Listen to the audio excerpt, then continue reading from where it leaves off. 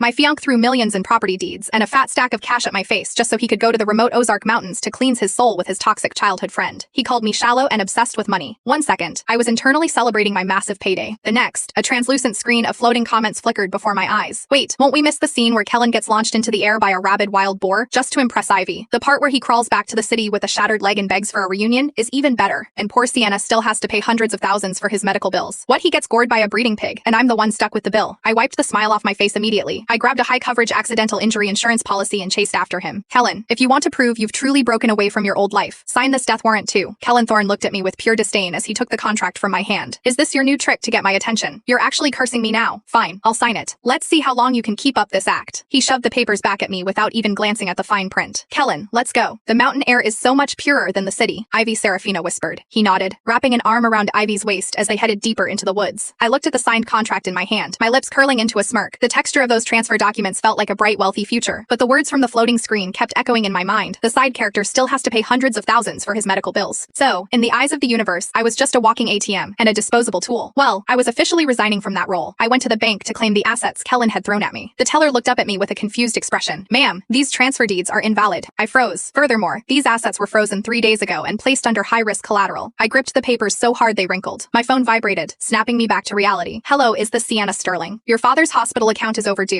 Mr. Thorne called and stopped all future payments. If you don't settle the $300,000 gap by this afternoon, we'll have to disconnect the machines. Just as I was trying to figure out how to raise the money, Kellen's call came through. I'm using those assets as collateral for the Thorne Group's new project. Did you really think I'd just give them to you? His tone held a sickeningly calm sense of pity. I know you feel wronged, Sienna, but no one else is going to take care of your father. Come to the mountains and we'll both be happy. If you don't, I really don't want to do anything that makes things difficult for you. My knuckles turned white, and my body trembled with rage. The air is great here. Come and help Ivy out around the cabin. I'll pay you $10,000 a month and cover your father's bills. It's fair, right? He called it fair. He was using my father's life as leverage to turn me into a maid for his new flame, and he had the nerve to call it fair. Just then, a comment floated by. Don't panic. Kellen's rival, Xavier Vance, is looking for an opening. Selling him Thorne Group's core secrets is worth $2 million. My gripped hand suddenly relaxed. Fine, I'm coming. I heard Kellen's low, satisfied chuckle on the other end. I stared at the disconnected call and sneered. Since you want to be a bastard, Kellen, don't blame me for being a bitch. Kellen Thorne, you dog. It's just a mountain trip. I'll treat it like I'm studying for a tour guide license. Driver, take me to the North Station. The truck ride was 3 hours of bone-shaking bumps. By the time I arrived, the sun had already dipped below the horizon. Ivy was standing in the yard, seemingly waiting for me. The moment she saw me, she immediately shouted toward the cabin. Kellen, Sienna is here. Kellen stepped out, gave me a brief glance, and let his eyes travel from my suitcase to my face without saying a word. He pulled Ivy's coat tighter around her and led her inside. I followed behind them, lugging my heavy suitcase. The moment the door shut, the mountain wind, carrying bits of sleet, whistled through the gaps. I shrugged my shoulders, an involuntary shiver running through me. There was only one wood-burning stove in the room. Ivy had claimed the prime spot in front